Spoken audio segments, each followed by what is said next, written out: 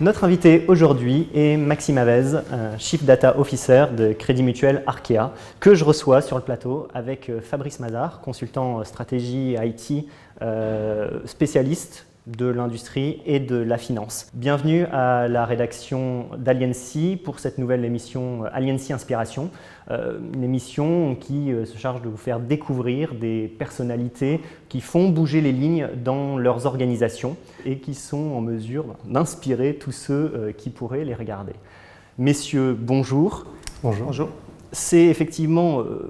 je vais rentrer dans le vif du sujet. Le but de cette émission, de détailler quelques cas d'usage qui sont aujourd'hui les plus séduisants, on va dire, en 2022, parce que ça fait longtemps qu'on parle d'innovation IA. Donc, dans votre vision, qu'est-ce qui est le plus marquant? Qu'est-ce qu'on peut dire sur ces cas d'usage séduisants? Maxime? Alors, bonjour. Et tout d'abord, en fait, je voudrais commencer par donner un ordre de grandeur. Aujourd'hui, le Data Office du Crédit Mutuel Arkea accompagne globalement une cinquantaine actuellement de cas d'usage au sein de l'organisation, donc à savoir pour nos directions centrales, pour nos filiales. Dans le terme séduisant, je souhaiterais y revenir un petit peu parce que cette notion peut être, un cas d'usage peut être séduisant aux yeux du grand public, séduisant pour le business. Et ce sont des choses qu'il faut avoir en tête lorsqu'on doit choisir effectivement les sujets qu'on va présenter. Par ailleurs, il y a également d'autres clés de lecture qu'il est important d'avoir puisque un cas d'usage peut être mis directement au service de ce client ou indirectement en étant mis au service des fonctions support, ce qui au final lui sert évidemment puisque ça permet une expérience plus sécurisée, plus fluide. Alors, je vais rentrer du coup dans la question en choisissant quelques cas d'usage. Le premier que je souhaitais évoquer, c'était cette IA qu'on a travaillé avec une de nos filiales et qui est aujourd'hui mise en production et qui fait l'objet d'une nouvelle offre pour une de nos filiales. C'est l'IA qui permet de calculer, mesurer un impact carbone sur la base d'un relevé de transaction. Et donc ça, l'enjeu, c'est bien de donner des clés de lecture aux clients pour qu'il puisse ensuite soit regarder, évoluer sa consommation, éventuellement prendre des actions, puisqu'il y a aussi des notions du coup de cashback et une expérience qui peut être mise en place.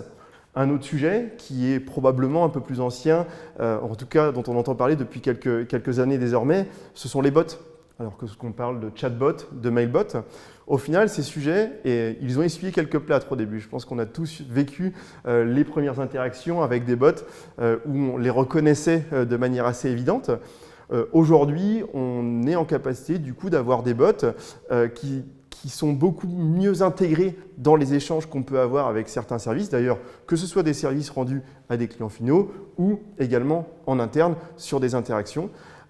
Et donc ça, c'est également un autre sujet qui, j'ai envie de dire, peut être visible directement à un nouveau service rendu au client final. Et puis, à contrario, on a des sujets sur l'IA au service de la lutte contre la fraude, du blanchiment d'argent, des fonctions conformité, comme par exemple la détection des données personnelles pour alerter et puis au final protéger du coup davantage le client. C'est peut-être moins visible, mais in fine, ça sert bien le client.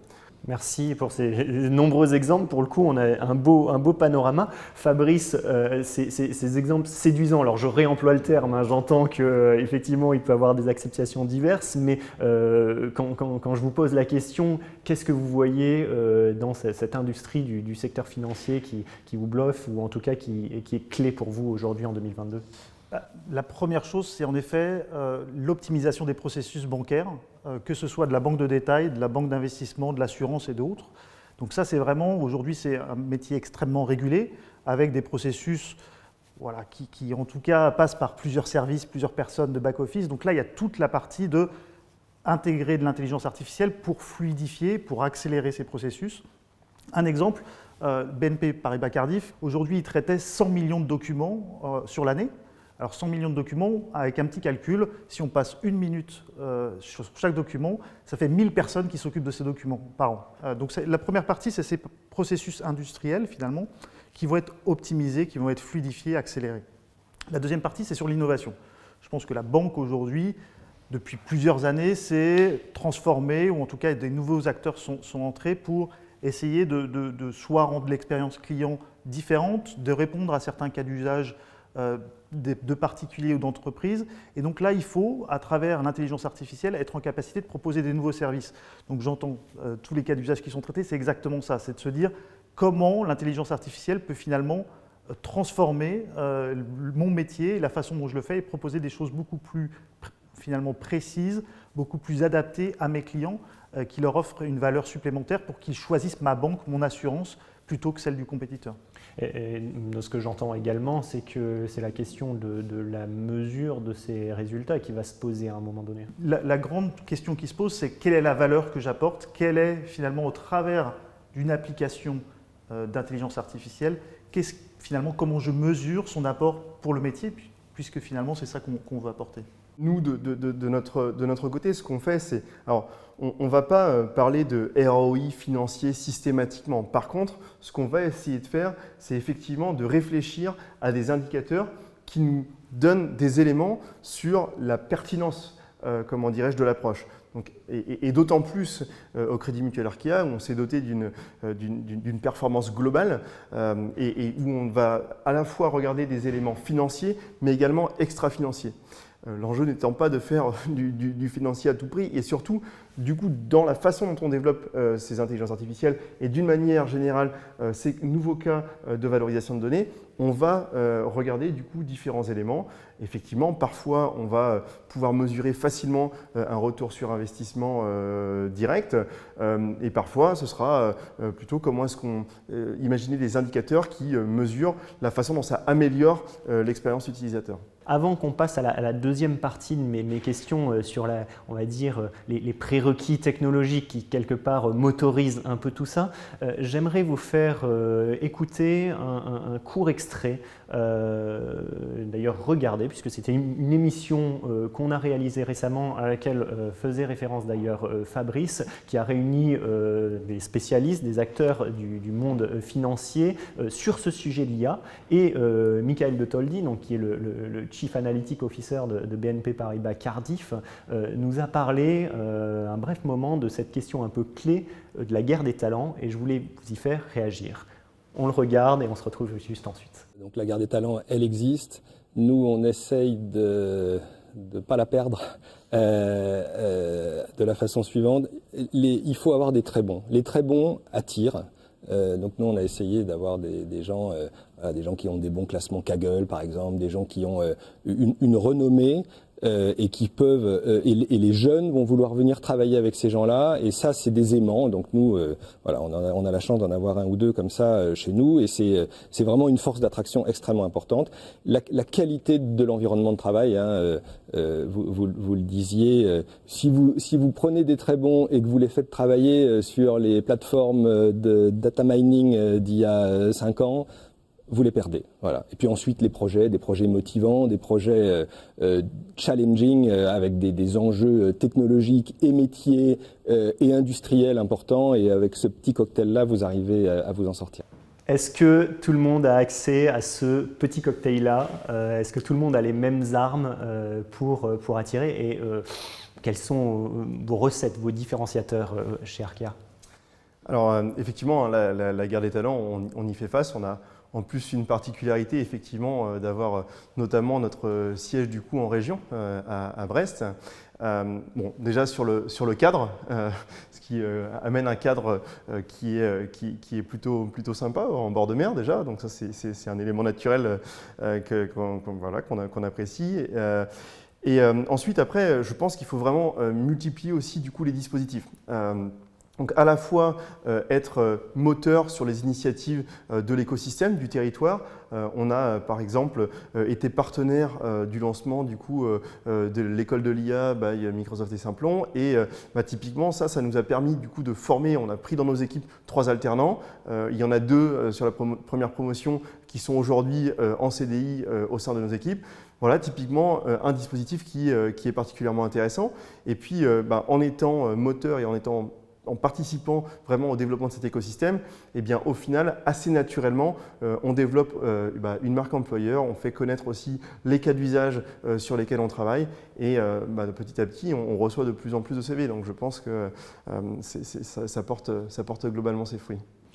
Fabrice, par rapport à ce que dit Michael Le Toldi. Alors, rien à redire. Dans le cocktail, en effet, je mets les trois. Je rajouterai quelques ingrédients.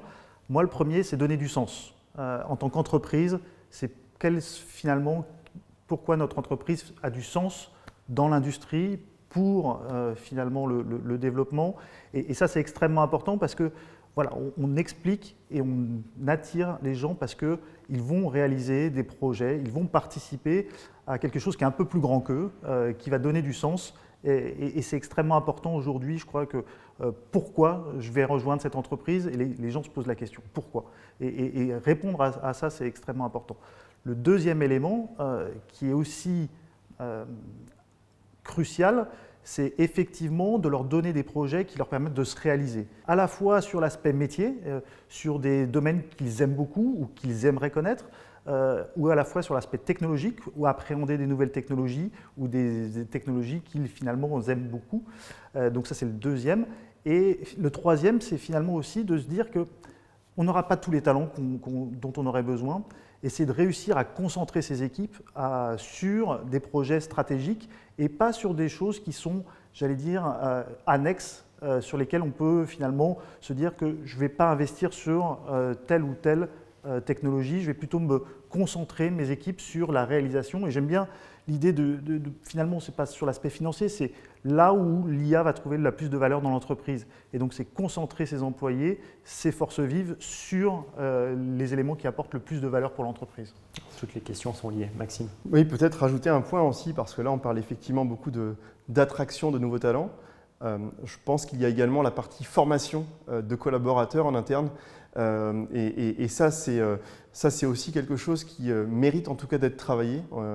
On a pu mettre en place, il y a maintenant quelques années, un programme data qui a permis aussi d'aller jusqu'à la certification de certains collaborateurs qui aujourd'hui ont trouvé leur place au sein du coup de centres d'expertise. Et donc, c'est vraiment aussi une piste qui est à travailler parce que ces personnes-là, elles connaissent bien l'entreprise, elles connaissent bien le métier. Donc, quand en plus on leur confère du coup des compétences ou qu'on les met à niveau techniquement, eh bien, ça donne également du coup des super profils. Donc à ne pas oublier non plus. Effectivement, il faut agir sur tous les fronts. J'aimerais qu'on en vienne à mon autre partie de question qui dit on a montré ces possibilités d'innovation, ces cas d'usage. Ma question, c'est qu'est-ce qui les rend possibles aujourd'hui ? Pourquoi en 2022 on arrive à faire ce qu'on arrive à faire aujourd'hui et quels sont les défis qui restent devant nous ? Du coup, Maxime, comment vous résumeriez ce qui a permis à Arkia d'en arriver là et les prochains gros sujets sur les prérequis technologiques finalement pour évoluer. Alors pour démarrer, je pense que derrière l'IA, il y a quand même une notion technologique, c'est-à-dire que, et notamment on parle d'IA et on la dissocie jamais de la partie données. Et donc avoir un système d'information, une plateforme data qui est capable de répondre aux enjeux des développements des modèles d'intelligence artificielle, c'est quelque chose d'extrêmement important, que les métiers puissent aller explorer, exploiter la donnée facilement sur le système d'information et développer, faire entraîner des intelligences artificielles et ensuite les déployer en production. Ça, ce sont des choses qui sont, à mon sens, des prérequis qu'on a vu beaucoup évoluer ces dernières années et qui ont permis à l'intelligence artificielle de voir le jour dans des environnements de production ces dernières années. Maintenant, il y a aussi un enjeu du coup d'organisation, évidemment. Nous, on est un data office dans une organisation dite hybride, c'est-à-dire qu'on regroupe des expertises en matière de data architecture, de data science, mais également du coup de développement qu'on met au service des différents métiers qui ont parfois également du coup des compétences data et parfois ce n'est pas le cas. Et il a fallu développer un certain nombre du coup d'accompagnements en fonction également des maturités de ces différentes entités.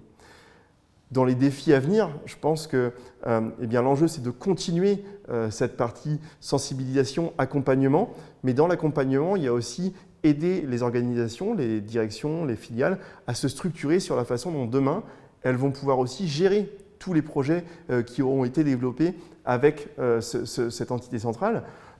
Un data office central qui accompagne l'entité ne peut pas assurer le run, la production de tous les sujets qu'il va faire naître et qui va le permettre de voir le jour. Un autre élément lié vraiment à la partie plateforme data, c'est effectivement un métier pour qu'il puisse se projeter sur de nouveaux cas d'usage.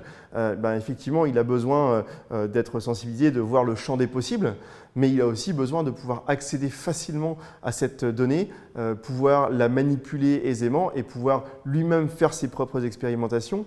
C'est l'émergence, je pense, de ce qu'on entend par business technologist, citizen développeur. C'est cette tendance de fond où les métiers ont besoin de mettre la main dans les sujets pour aussi pouvoir se projeter. Et donc ça, c'est à mon sens un des enjeux de ces plateformes data qui doivent continuer à évoluer. Alors effectivement, c'est intéressant sur cette capacité finalement d'autonomie ou de prise en main par les métiers de l'outil technologique, de la capacité à rendre accessible aussi des technologies qui sont très complexes. Quelle est la vision d'un acteur comme VMware qui est effectivement au niveau du moteur à travailler sur beaucoup d'aspects différents? Alors, la première chose, c'est, on l'a vu, l'aspect contrainte en termes de ressources. La deuxième chose, c'est comment passer à l'échelle et d'injecter les projets multiples sur des entités différentes, etc. Et aussi sur un écosystème logiciel, matériel, qui évolue, mais à une vitesse grand V. C'est-à-dire que pour des algorithmes d'intelligence artificielle de traitement de l'image, on va pouvoir utiliser sur la même année, j'allais dire, il y a 5 acteurs qui vont arriver et l'un sera toujours meilleur pour telle ou telle fonction, donc il faut être très réactif. Et c'est pour ça que nous, en tant qu'éditeurs logiciels et éditeurs de plateformes, ce qu'on a vu avec nos clients, c'est comment on peut vous rendre la vie plus facile, comment on peut prendre en charge à la fois, j'allais dire, la santé de cette plateforme-là, pour vous assurer que vous bénéficiez de toutes les nouvelles technologies en toute sécurité, avec des policies qui vous sont propres. C'est-à-dire que Crédit Mutuel Arkéa ou telle filiale n'aura pas les mêmes règles parce que c'est un secteur régulé que telle autre entité. Donc c'est extrêmement important. C'est comment rendre cette plateforme la plus, utilisable pour les métiers, pour les développeurs et pour les data scientists. Et c'est ce qu'on fait aujourd'hui. C'est-à-dire que c'est une plateforme aujourd'hui, VMware, qui permet de capitaliser sur tout un écosystème et qui permet de se concentrer sur la couche du dessus. Et donc, finalement, toutes les ressources qu'on a du mal à trouver, les concentrer sur les projets métiers les plus structurants, les plus efficaces, qui apportent le plus de valeur. Et nous chargeons du reste, parce que, par exemple, je vais donner un exemple, sur des technologies telles que la partie Kubernetes qui finalement fait de la function as a service, qui fait du container as a service, qui est la nouvelle finalement plateforme, VMware est le contributeur numéro 2 de l'open source. Donc ça veut bien dire qu'on a la capacité aujourd'hui d'intégrer les nouveautés et d'être beaucoup plus efficace qu'une équipe de 3-4 personnes qui devrait à la fois gérer cette plateforme-là et à la fois travailler sur des algorithmes d'IA. Donc c'est extrêmement important. Nous, on pense et on travaille avec nos clients et beaucoup de clients sur l'industrialisation de cette plateforme et finalement rendre possible les projets de demain de façon beaucoup plus simple et efficace pour les DSI. Ce que je perçois aussi dans cette utilisation la plus étendue possible de la plateforme, c'est que potentiellement, ça va également poser la question de son ouverture sur l'écosystème, j'imagine, des autres types d'utilisateurs ou d'échanges de données. Deux choses principales, c'est-à-dire l'ouverture pour toutes les applications, c'est-à-dire pas seulement pour les toutes nouvelles qui viennent avec les dernières technologies, c'est aussi toutes les applications assez anciennes. On peut parler du mainframe qui est encore très présent dans ce secteur financier. Et on va pouvoir injecter de l'intelligence artificielle de la même façon. Deuxième chose, c'est on parle beaucoup de multi-cloud, d'écosystème, et là, c'est en capacité de déporter, quel que soit le cloud, cette plateforme-là, elle sera utilisable et aller chercher les ressources là où elles font le plus de sens. Et puis le troisième point, et c'est peut-être là une question ouverte, c'est finalement ça va être aussi un écosystème. On va travailler avec des partenaires. Alors vous avez des partenaires finalement qui voudraient utiliser vos données ou qui vont vous fournir des données. C'est comment aujourd'hui vous gérez cette relation avec ces partenaires? Sur cette notion du coup d'ouverture en fait et de partenariat, je vois deux éléments du coup de réponse. La première, c'est vraiment sur la partie données brutes. Comment est-ce que, et il y a de vraies réflexions aujourd'hui, alors notamment au Crédit Mutuel Arkéa, où on a une initiative de notre plan stratégique qui concerne du coup le fait de garantir un usage responsable et transparent des données de nos clients, donc, qui est notamment piloté par le Data Office. Et donc aujourd'hui, c'est d'y associer un certain nombre du coup d'actions concrètes et emblématiques. Et l'une d'entre elles concerne notamment cette notion du coup du data altruisme, qui est globalement, pour le caractériser, est une évolution un petit peu de l'open data selon moi, c'est-à-dire que l'open data, c'était une entreprise qui mettait à disposition des données, alors toujours évidemment agrégées, anonymisées, de manière ouverte et venait consommer les acteurs qui le souhaitaient sur la base du coup de la plateforme retenue. In fine, la démarche avec le data altruisme, elle est un petit peu différente parce que l'enjeu est avant tout de partir d'un cas d'usage, un peu comme ce qu'on fait au final au sein même du coup des organisations. Et ces cas d'usage, en fait, ils sont orientés sur, mettre la donnée au service du bien commun. Et donc nous, aujourd'hui, on a engagé un certain nombre d'échanges avec des collectivités, des acteurs du territoire, pour justement essayer de faire émerger ces cas d'usage sur lesquels des données agrégées, anonymisées d'Arkéa pourraient, les intéresser. Et puis le deuxième axe, et je vais être concis, c'est les contributions aussi open source. C'est-à-dire qu'aujourd'hui, on a aussi la possibilité de contribuer à des algorithmes qu'on utilise nous-mêmes en open source. Et puis, lorsqu'on voit des améliorations possibles, on peut également suggérer des modifications et les mettre à jour.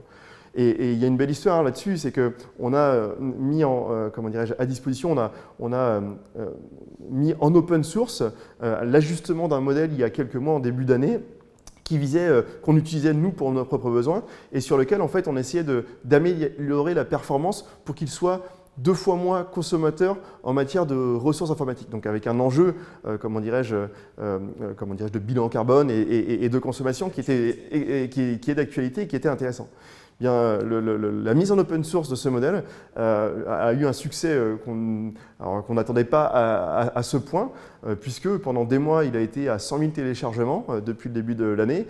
Là, on est sur une tendance de 50 000 téléchargements par mois. Et ça montre à la fois l'intérêt effectivement de contribuer à ce partage du coup de savoir-faire in fine, mais également à la sensibilité des data scientists sur ces problématiques environnementales. Voilà. Effectivement, c'est un bel exemple. Alors, il y aurait eu plein d'autres questions que j'aimerais vous poser. On aura peut-être d'autres occasions, mais on arrive au bout de cette émission. Toutes les bonnes choses ont une fin.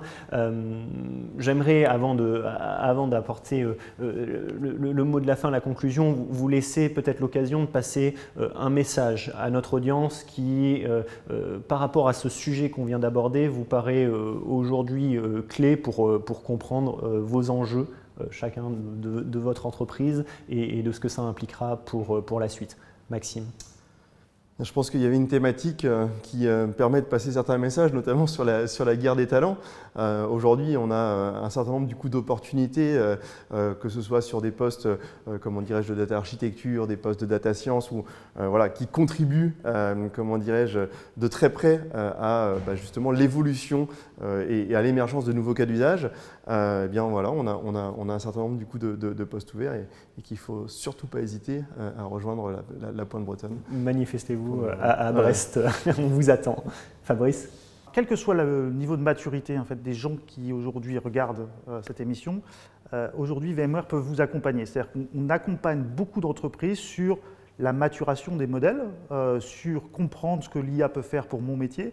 Et donc ça, on a des gens vraiment très spécialisés qui sont en capacité d'accompagner sur le développement des premiers pas sur l'IA. Et puis, on a une équipe dédiée par industrie qui peut aussi aider sur la conception, sur finalement les perspectives que peuvent amener l'IA, la data et toutes les innovations sur ce secteur de la finance. Et on voit beaucoup de clients. L'avantage, c'est aussi qu'on peut partager, qu'on peut mettre en relation nos clients ensemble et leur permettre de dialoguer et d'être beaucoup plus efficaces dans la prise en charge de toute cette problématique d'intelligence artificielle. Merci à vous deux pour ces retours d'expérience. Si vous-même vous avez des retours d'expérience, des cas d'usage que vous souhaitez porter à notre connaissance, n'hésitez pas. Nous sommes toujours très intéressés pour aller creuser un peu ce qui se passe dans la vie des entreprises. D'ailleurs, nous publions très rapidement un recueil éditant tous les cas d'usage que l'on a pu réunir jusque-là, où vous pourrez rentrer dans le détail de ces témoignages et je l'espère qu'ils vous seront utiles pour vous inspirer dans vos propres innovations IA. Merci, à très bientôt.